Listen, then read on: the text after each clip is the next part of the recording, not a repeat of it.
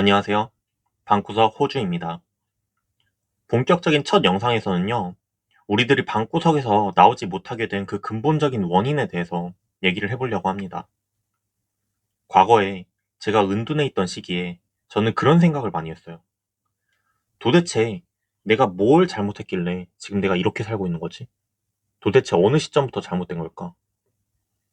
그렇게 제가 엇나가기 시작한 시기를 회상해 보니까요. 아주 사소한 결정, 그냥 무기력한 마음에서 시작된 거더라고요. 저는 의문이었어요. 과거에 그때 그 잘못된 결정이 지금 내 인생이 이렇게 나락으로 떨어지는 죄를 받을 정도로 잘못했던 건가? 그 질문에 대한 답을 수없이 생각해 봤는데요. 저의 결론은 아니다였어요. 요즘 시어슨 청년의 수가 늘고 있다는 뉴스가 많이 나오고 있어요. 그런데 사전에 미리 짚고 넘어갔으면 하는 게 그 시어슨 청년하고 과거에 제가 속했던 은둔형 외톨이나 은둔 고립 청년 이 개념하고는 조금 차이가 있다고 생각을 해요. 하지만 근본적인 원인이나 성격은 같다고 생각합니다. 쉬어슴 청년의 상태가 장기간 지속되면은 은둔형 외톨이가 될 수 있는 거고요. 대다수의 은둔형 외톨이 분들은 다르게 말하면 쉬고 있는 상태인 거니까요. 아무튼 제가 얘기하고자 하는 건 지금 우리나라에는 이 쉬어슴 청년이 너무나도 많다는 거예요. 그런데 언론에서는 쉬어슴이라는 이름을 붙여서 마치 우리 청년들이 잘못이라는 뉘앙스로 얘기를 하고 있어요.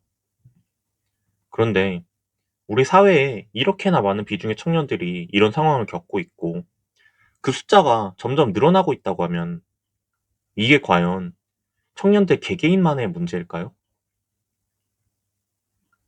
예전에 저는 이게 제 개인적인 문제라고 생각을 했었어요. 내가 특별히 못나서, 내가 특별히 나약해서 이렇게 돼버린 거라고 생각을 했었어요. 근데 지금 이제는 저만의 문제가 아니라는 걸 알게 됐습니다.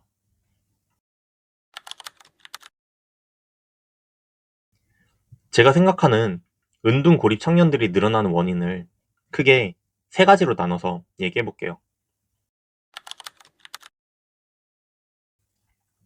첫 번째로 이건 사회의 문제라고 생각을 해요. 시어슨 청년이 늘어나는 표면적인 이유를 보면은 우선 일자리 부족이 정말 큰 이유죠. 요즘에는 뭐 스카이 대학을 나오든 석사, 박사 학위가 있든 요즘 취업이 정말 힘들다고 해요.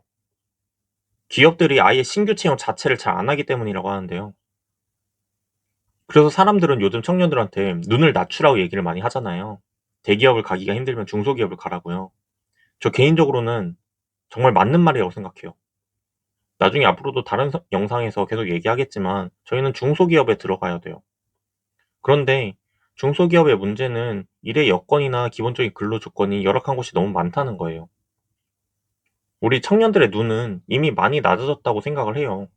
살아야 되니까요. 정부의 여러 가지 역할 중에 하나가 일자리를 만들어주는 거잖아요. 그렇게 해서 청년들이 안정적인 삶을 꾸려 나갈 수 있도록 지원을 해줘야 돼요. 청년이 우리나라의 미래니까요. 그런데 지금 사회는 그렇지 못하다는 거예요. 지금 우리나라에 일자리 자체가 부족한데 어쩌겠어요. 어쩔 수 없이 쉬어쓴 청년이 늘어날 수밖에 없는 세상이라고 생각해요. 그리고 우리나라는 실패 이후에 재기가 어렵다는 것도 문제예요. 취준을 하다가 실패해서 그 기간이 길어지면 결국 자연스럽게 은둔에 들어가게 되기도 쉽고요. 사업을 하다가 실패해도 마찬가지예요. 재기가 힘들어요. 그렇게 다시 일어나지 못하는 기간이 길어지면 길어질수록 결국 또 은둔 고립의 길로 들어가는 거죠. 상황이나 환경에 따라서 은둔에 들어가기가 너무 쉬운 게 지금 우리 사회인 것 같아요.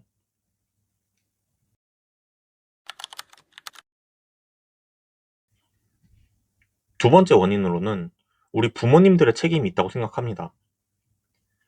제가 은둔형 외톨이였던 시절에는 부모님 탓은 하지 않으려고 그랬어요.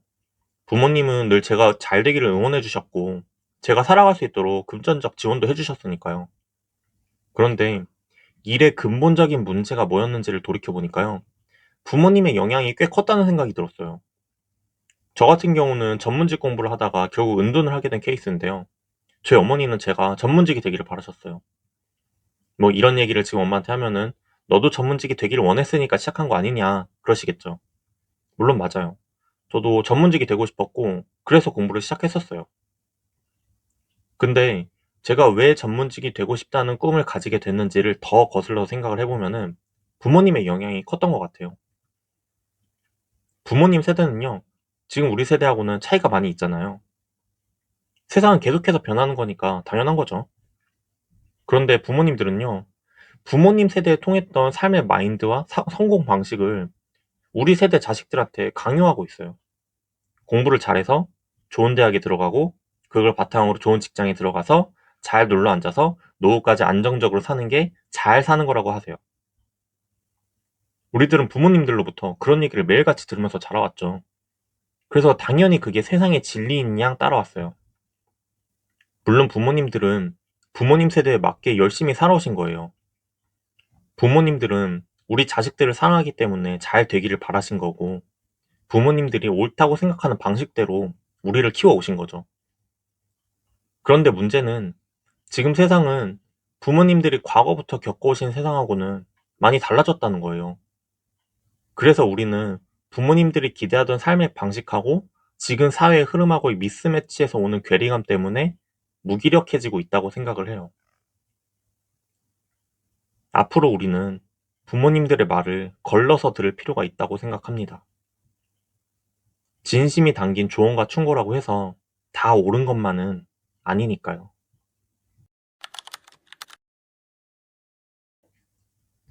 마지막 세 번째로는 우리 개개인들의 문제도 있다고 생각해요. 아니, 아까 우리 탓 아니라면서요? 맞아요. 정확하게는 우리 탓만 있는 게 아니라는 거예요. 그리고 우리 탓이 크지 않다는 거고요. 앞에서 얘기한 사회의 탓, 부모님의 탓이 대부분이라고 생각을 해요. 한 90% 이상은 되지 않을까요? 그런데 이 세상이 문제라면은 모든 청년들한테 다 문제가 있어야 되는데 누구는 문제없이 잘만 살고 있는 것 같고, 근데 또 우리 같은 사람들은 이렇게 은둔한 시기를 보내고 있거나 예전에 보냈었잖아요. 그 차이가 나는 이유를 저는 크게 두 가지라고 보는데요. 하나가 본인이 처한 환경이고 두 번째가 개인의 성향이라고 생각을 해요. 그런데 여기서 환경은 구체적으로 어떤 환경이 어떻게 영향을 미친다라고 얘기하기는 어려울 것 같아요. 본인한테 처할 수 있는 환경이 너무 다양하고 또 상호간에 복잡하게 영향을 미칠 테니까요. 그래서 제가 얘기하고 싶은 건 개인의 성향이에요. 아무래도 사회에서 고립되기 쉬운 내적 성향은 있다고 생각을 해요. 뭔가 성격이 소심하거나 예민해서 대인관계에 있어서 쉽게 어울리지 못하거나 영향을 잘 받는 경우. 그런 경우에는 사회생활하면서 쉽게 상처를 받거나 대인 기피 증상이 나오기 쉬운 것 같아요. 그리고 본인에 대한 통제력이 약하고 회복 탄력성이 낮으면 한 번 넘어졌을 때 다시 일어서기가 쉽지 않은 것 같아요. 그렇게 무기력이 고착화되기 쉬운 거죠. 개인의 성격 문제는 이렇게 두 가지인 것 같아요. 그런데 이 두 가지 문제가요, 우리 개개인의 인생을 망칠 정도로 큰 문제인 것 같나요? 저는 절대 아니라고 생각하거든요. 누구한테나 있을 수 있는 보편적인 성격이잖아요. 이런 흔한 성격 유형을 가지고 있는 내가 조금만 환경에 있어서 등 떠밀리면은 은둔형 외톨이가 될 수 있는 거예요. 그게 너무 쉬운 세상이라는 거죠. 그래서 결국 제가 하고 싶은 얘기는요, 여러분들이 무기력하다고 느끼는 거, 방에서 나오지 못하는 거, 일을 못하고 있는 거, 여러분들의 탓이 아니에요. 그러니까 내가 문제가 있어서 이렇게 된 거다. 내가 못나서 이러고 있는 거다. 그렇게 자책하지 마세요. 그리고 여러분들이 겪고 있는 그 시간과 감정은 여러분들만 느끼고 있는 게 아닙니다. 지금 사회를 살아가고 있는 청년들이라면은 길든 짧든 다 그런 시기를 겪게 되더라고요.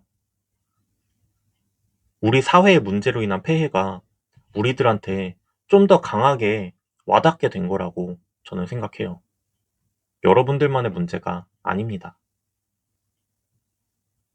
그런데요, 비록 사회가 문제인 거지만요, 우리 개개인은 각자 삶의 주인공들이잖아요. 사회가 이런 문제들이 있다고 해서 하나뿐인 우리 자신들의 삶이 이렇게 무너지게 되는 건 너무 억울하지 않나요?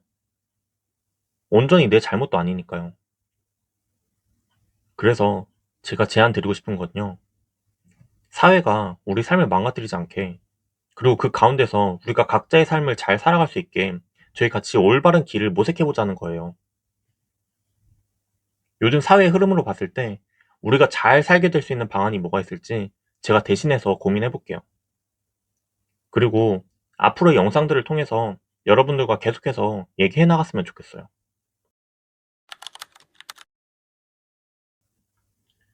저희는 앞으로 점점 더 좋아질 일들만 남았어요.